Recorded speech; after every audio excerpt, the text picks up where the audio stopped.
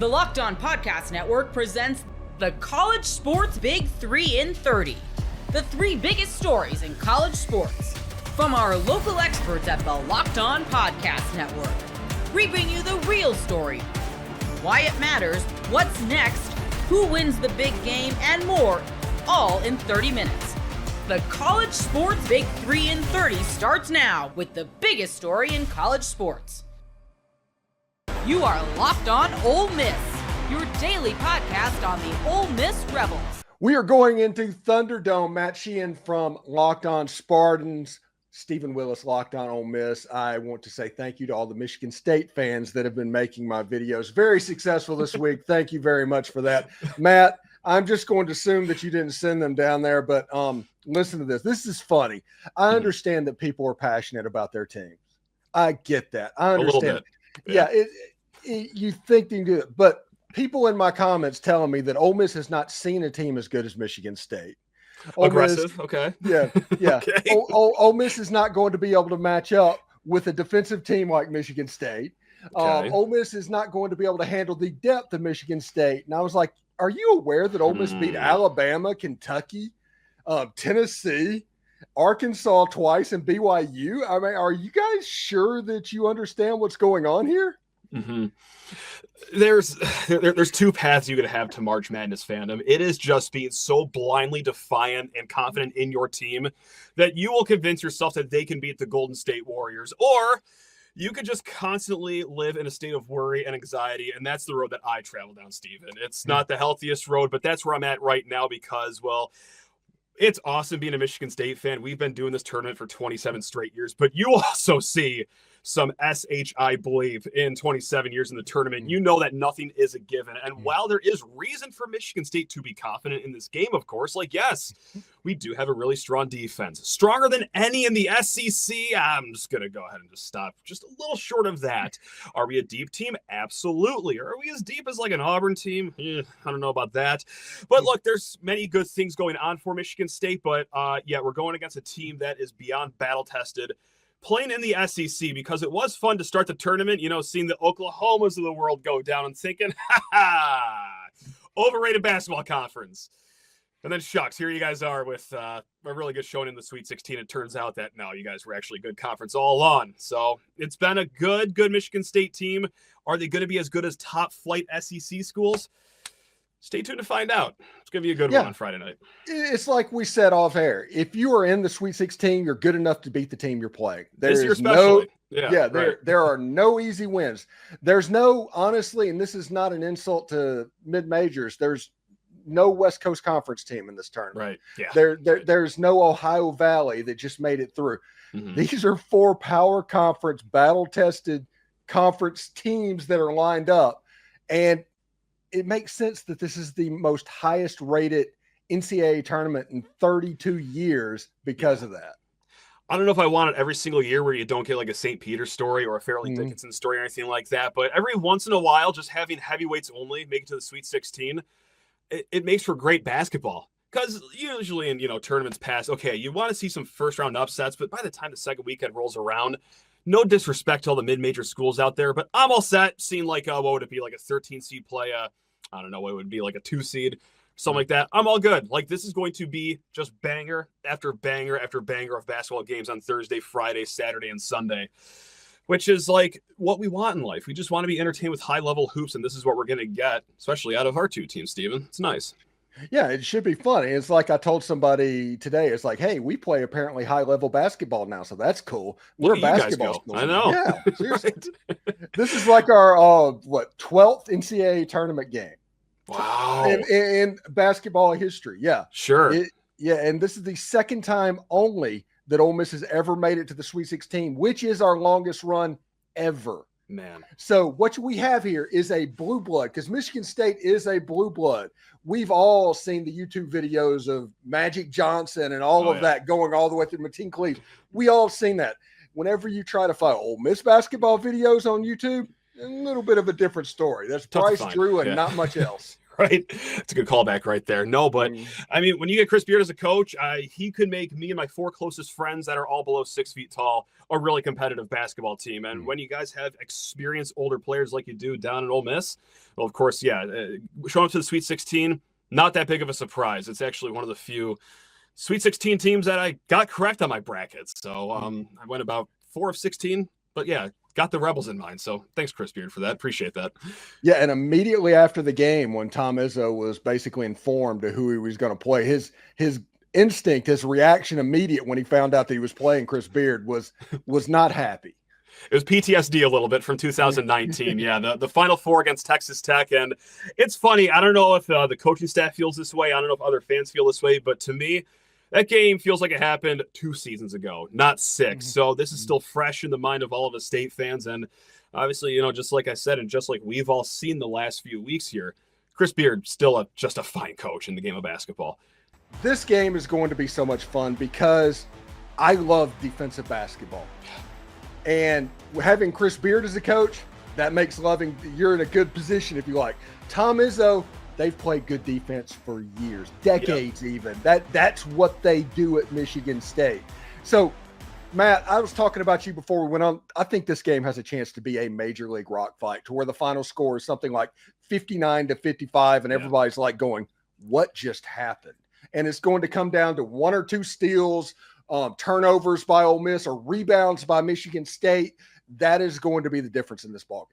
I could not agree with you anymore. It is going to be a harkening back to like mid-2000s Big Ten basketball, and Michigan State fans know what I'm talking about. And well, Ole Miss fans are about to find out this Friday if this game goes according to what we think is going to happen. Because yes, both teams, they flex their defensive muscle, and I think Ole Miss is really going to try to get Michigan State in some half-court offense. They might not even attempt a single offensive rebound the entire game, just getting back on defense to set up that picket fence to limit Michigan State in transition. So when Michigan State is pigeonholed in a half-court offense, they can have their issues. Also, on the contrary, Michigan State, just like I said, really strong defensively, specifically on that perimeter. So, yeah, this is going to be a race to 50, 55 points here. There's going to be blood all over the court. Every single fan that's not a Spartan or a Rebel fan is going to say, oh, my God, turn this game off right now. This is disgusting. But real ball knowers like us will know this is how the game is played like men, Steven. I cannot wait for it. It's going to be nasty and grimy.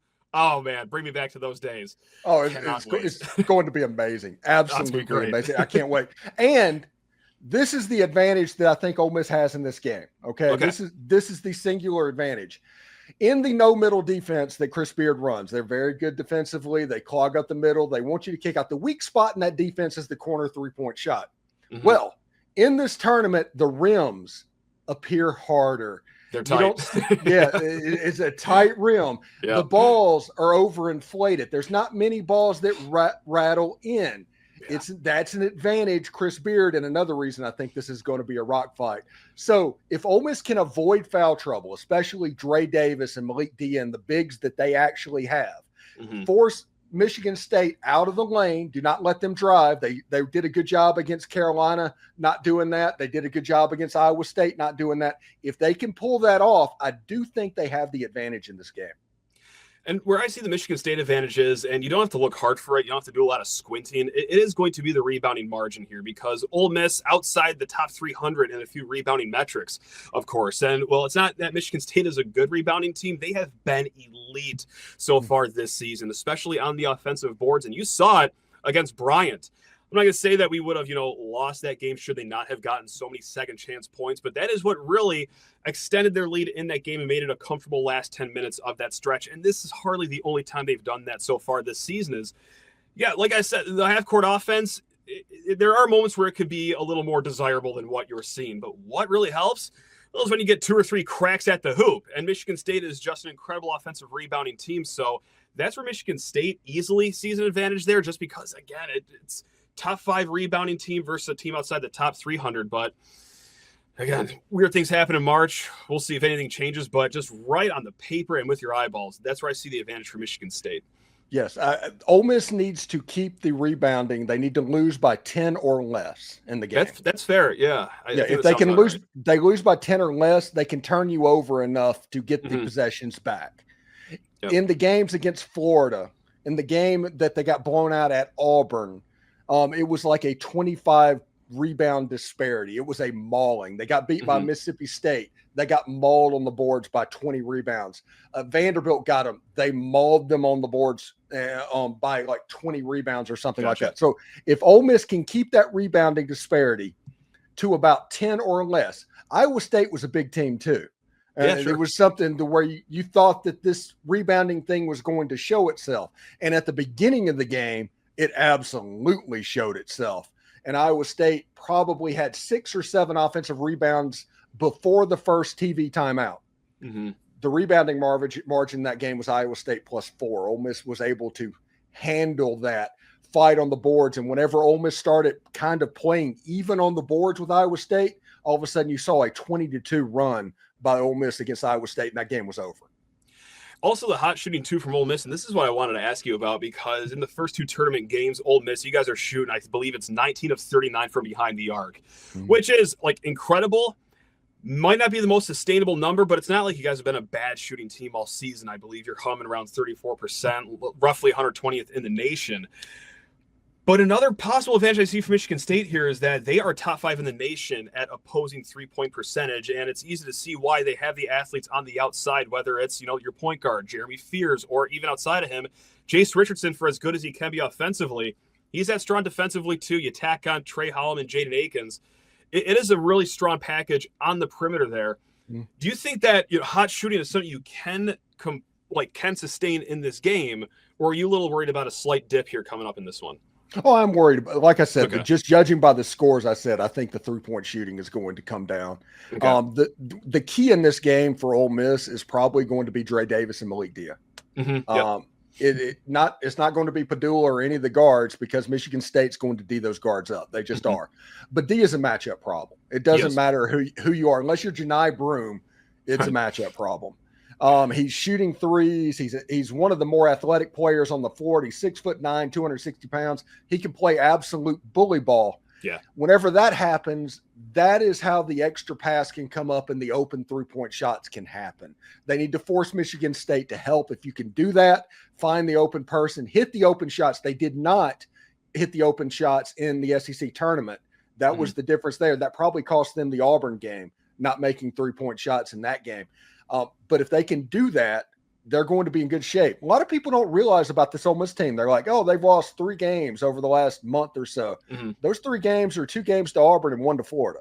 Not bad. That's those 3 games. Everybody else they've beaten. So I think it's going to be a war. And the teams that have been on the 2-seed line and below, I think Ole Miss is 2-0 against those teams on the 2-seed line. They're 1-0 on the 3-seed line.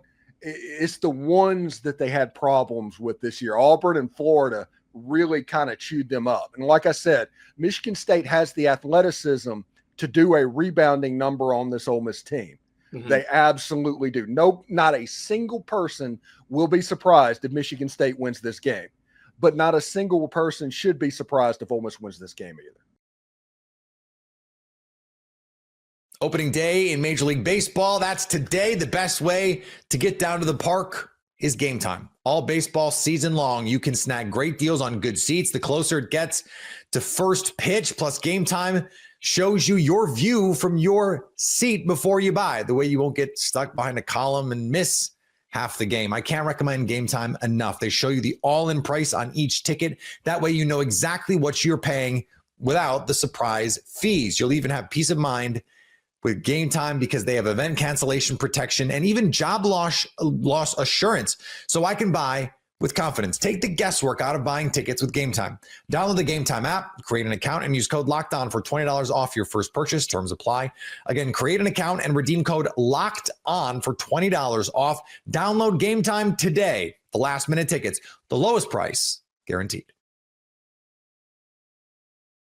Tennessee and Kentucky in the Sweet 16? You are Locked On College Crossover, part of the Locked On Podcast Network.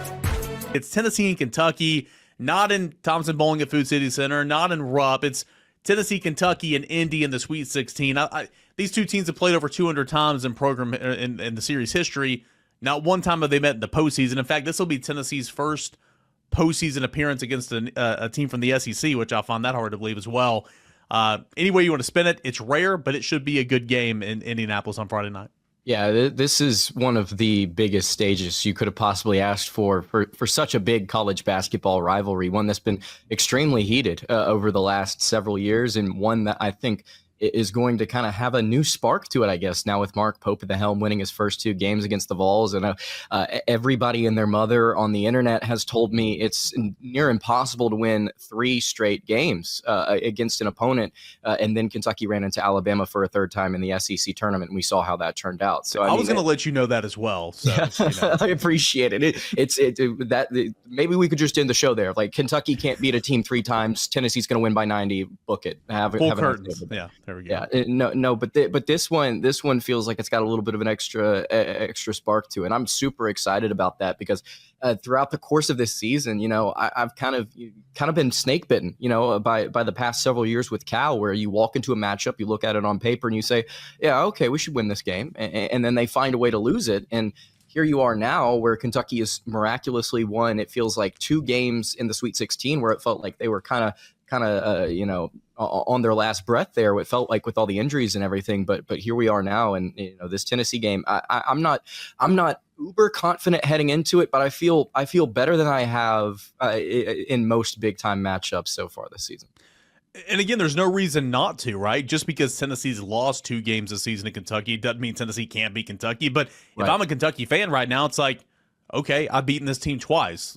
Like, I mean, certainly know it's not going to be easy, but like, you've seen it twice. You've seen it under a couple of different circumstances as well, with Kentucky being shorthanded. Before we move on, though, I do want to ask you this real quick. How sick are you that Cal's in the Sweet 16? I personally, I don't know if my listeners are going to really like this, but I'm happy for his kind of change of scenery. I'm happy that he found it again. It being the ability to win in the postseason. Yeah. It's just one question: where the crap was it for the past half decade? Where was that fire? Where was that energy? And where you've had objectively, I think, 3 teams that were infinitely better than this year's Arkansas team, and you found a way to blow it. Albeit, some heroic performances, some things that you just simply don't see every day with Golke and with St. Peter's. And again, on paper, those were games that Kentucky should have won. He found a way to lose them. Whereas with teams like, honestly, St. John's, I think it's the best 2 seed they could have possibly gotten in the round of 32. I mean, I was about to say, St. John's is a game that they should have lost. But when you think about it, uber athletic and all that. But anyway, back to what you were saying about Cal. I'm happy that he found it again. I sucks that it wasn't with Kentucky over the last 5 years, but I think both parties needed to kind of split. And you know what? Good for him. As long as we don't run into him in the national championship, cool. Yeah, I mean, Kentucky obviously in the Sweet 16 after a very kind of roller coaster like regular season. So I mean, that's a great year in itself with Mark Pope, and of course a big Sweet 16 game coming up here on Friday against Tennessee. So far in the NCAA tournament, Tennessee squared off against the 15th seeded Wofford. And it was Chaz Lanier, man. Chaz Lanier's first ever, NCAA tournament game. I was going to say he was one and done. He had never won a postseason game ever. 4 years in the Atlantic Sun. He just, went one and done in the conference tournament. And until they beat Texas in the quarterfinals of the SEC tournament, Chaz Lanier never even won a game past the regular season. But 29 points.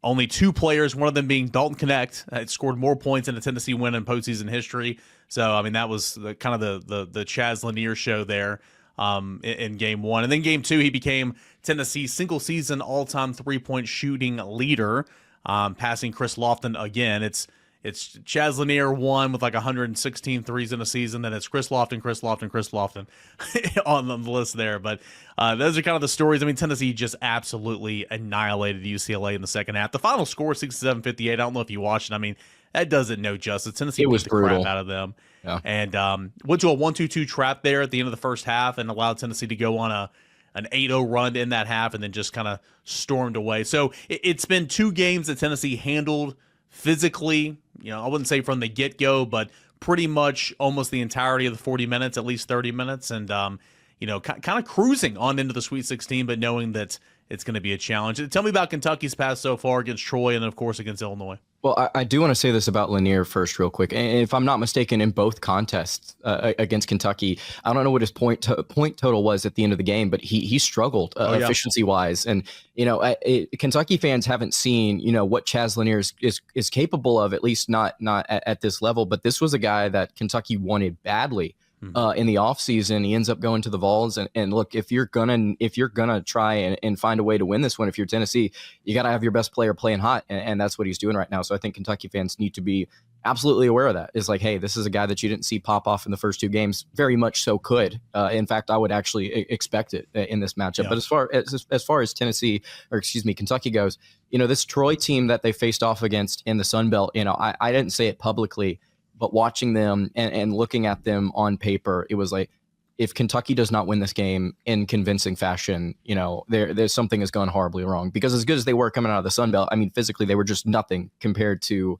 what Kentucky had to offer. And look, that's a great defense. Scott Cross is a great coach for the Trojans, but they couldn't keep up. They just simply could not keep up. Kentucky kept hammering the ball inside. Otega Oweh was incredible, 20 points, super efficient. And you saw Kentucky just kind of take over that one in the second half after having a little bit of run there in the first. And you see that Illinois game heading into it. I was really worried about the 3-point shooting. Illinois, one of the most volatile teams in the entire country.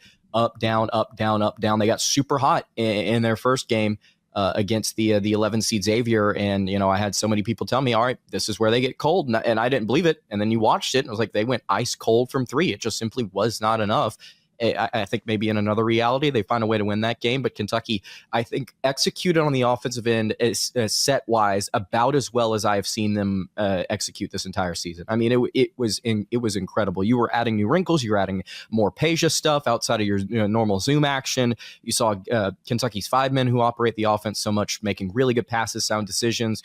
Kobe Brea and Lamont Butler, everything they seem so patient despite playing with such a high pace. And that's eventually what got it done in the second half against the Fighting Illini, is that Kentucky just took over in those first few minutes. Kobe Brea went on a spurt where he hit 4 shots in a row, and it wasn't all she wrote, obviously, with the Illinois' ability to score, but they just kind of held them at arm's length the entirety of the matchup. And so heading into this one, I would say both teams are playing extremely high-level basketball. It's a fun little note here, Eric, actually, about this Kentucky team. I know we'll get into specifics with matchups and stuff, but I wanted to mention this here as early as possible. Kentucky gave up 98 points to Ole Miss on February 4th, I believe. They were 112th in adjusted defensive efficiency on KenPom after they played that game.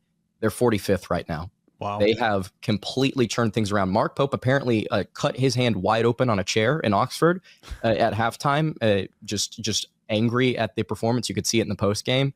And since that point, chairs were broken and defense was had since that point. And so, both these teams, I think, firing on all cylinders. Man, this is shaping up to be a really good game in Indy. I'm very excited about it. Yeah, it should be just great theater. Opening day in Major League Baseball. That's today. The best way to get down to the park is Gametime. All baseball season long, you can snag great deals on good seats. The closer it gets to first pitch, plus Gametime shows you your view from your seat before you buy. The way you won't get stuck behind a column and miss half the game. I can't recommend Gametime enough. They show you the all-in price on each ticket. That way you know exactly what you're paying without the surprise fees. You'll even have peace of mind with Gametime because they have event cancellation protection and even job loss assurance, so I can buy with confidence. Take the guesswork out of buying tickets with Gametime. Download the Gametime app, create an account, and use code LOCKEDON for $20 off your first purchase. Terms apply. Again, create an account and redeem code LOCKEDON for $20 off. Download Gametime today. The last-minute tickets, the lowest price guaranteed. You are Locked On Cougs, your daily podcast on the Houston Cougars. Houston plays Purdue. Purdue is 24-11. Matt Painter's been there for quite a minute now. National championship game a year ago, but I look a lot different without Zach Edey, who is now in the NBA. Player of the year in the NCAA last year. I probably would have taken Jamal myself, but Zach Edey did win that award. They got, in my opinion, the best point guard as far as consistency goes in America, and Braden Smith this year. The 6-foot junior is averaging 8.5 assists a game, 16 points per game, is a floor general, really like his game a lot. He also, for its worth, is a pretty decent defender, given that he's 6 feet tall. I say that to say that, like, while he is going to have a size disadvantage in this one, Braden Smith's not the kind of guy that's like going to be intimidated defensively by what Houston's doing. He's getting over 2 steals a game, right? He's forcing a bunch of other turnovers too, with like just disruptive play that doesn't really show up on a stat sheet. The other guy you got to watch out for with Purdue is Trey Kaufman-Renn, the big guy, 6'9". He listed at 230, at base closer to 240. Again, 20 points and 6.5 rebounds per contest. He's just a big bully inside. Shoots really high percentage because his shots are really close to the rim. Benefits a lot from the great passing of Braden Smith, but also kind of style that Purdue is playing this year. Really kind of filling that Zach Edey interior role in a lot of what they're doing. And then those two, and then the third guy, Fletcher Lawyer, who's shooting 45% from three, and about 13.5 points per game. Those three guys really don't come off the floor for Purdue, and a lot of their identity gets tied up in those three guys. I thought it was interesting, though, in looking at Purdue's lineup. I think of Purdue as being really big, Big Ten, power, muscly around kind of program, and they have been that somewhat in the past. In this year's iteration of Purdue, they actually kind of line up with Houston, where like Houston might be able to outsize this team. Braden Smith is, again, 6 feet tall. Lawyer is 6'5". They start another guard that is 6'3". His name is CJ Cox. And then they also start, like I said, I mentioned Trey Kaufman, who is 6'9". And then I'm trying to make sure I get the last name correct here as far as who the starter is. Caleb Furst, F-U-R-S-T, Furst. Caleb Furst is, I guess, technically the power forward. He's 6'6". One place has him at 6'7". He's more of a perimeter guy as well. So suddenly looking at a team that Houston matches up with size-wise pretty well. It's probably one of the only handful of times you've ever seen that for Houston. Further, it's a team that also must play a very slow pace, a lot like Houston.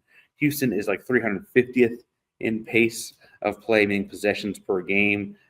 Purdue is sitting at 299th, so not quite as slow as Houston is, but just, in the same kind of category. They also are 9th in three-point percentage this season. They shoot 38.5% per game, 38.5% from three per game. Houston is first in three-point percentage this season at 39.8% per game. So in a lot of ways, a look-alike in some of those categories. I think the big deal here is going to be who kind of dictates the intensity and physicality of the game.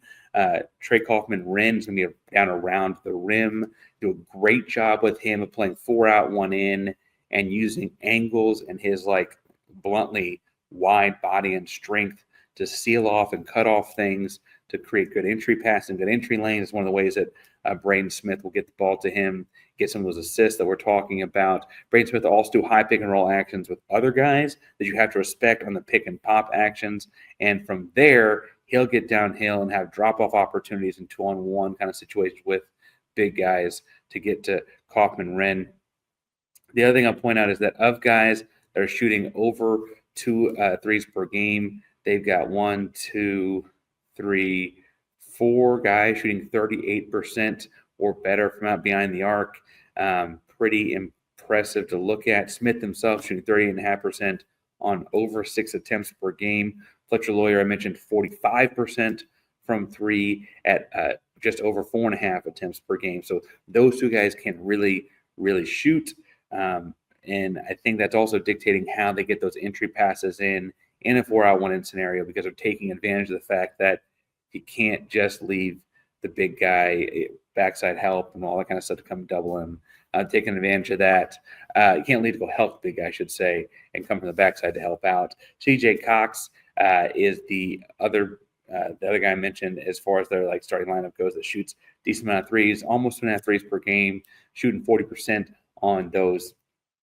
All these guys, the exception of Braden Smith, are a lot of catch and shoot, swing and rotation kind of 3-point shooters.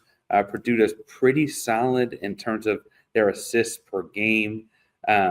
They're over half of their field goals, I should say, are on assists, meaning that they're moving the ball around and catch and shoot, catch and score kind of situations. Not a lot of ISO ball is what that means. You see it in the way they work this 4-out 1-in, which is impressive because so much 4-out 1-in feels like it turns into like James Harden ISO hero ball, right? Other things I think I noticed when I look at this team offensively is that they kind of feel like if they can't get the ball into Kaufman-Renn, they don't do a whole lot of scoring inside. Now, that hasn't happened a whole lot this season. They do have some impressive wins. They beat Alabama. They beat Ole Miss. They pulled off a bunch of Big Ten tournament wins, or Big Ten regular season wins. I'm sorry, I didn't quite get as far in the Big Ten tournament. Did beat Michigan. Did beat Rutgers a couple times. Rutgers has 2 guys that be drafted in the top 5 this year. So they've beaten good teams. They also lost some questionable ones. And then as far as common opponents go, Houston had an exhibition with A&M before the season opened. They lost A&M, so you can kind of watch that matchup. They also lost to Auburn by double digits, almost 20. And so you kind of see how physical games, Auburn, A&M, Michigan State, right, they really can kind of push Purdue around some because Purdue is not very big, right? The deal will be as if that pushing and shoving at the level of physicality is a good thing for Houston, or if it's a whistled thing for Houston. Sampson's been upfront loud about how Houston will foul you, and they're not really apologetic about it. So what does that mean happens, down the stretch here? I will say in looking at this that I think Houston wins, and I think it's going to be a tough game to play. We'll talk about the road aspect of this game in a second, but Kim Pom has the game as a 7-point win for Houston, which would actually be a bigger margin of victory than they had against Gonzaga in the round of 32. I think the big difference here is that Houston's going to do their darndest to make sure that Kaufman-Renn does not get the ball in isolation position in the post. They're going to recover out to threes with the X-out, cross-outs on the back, and they're going to try to force someone else to beat them off the bounce, not in catch-and-shoot situations.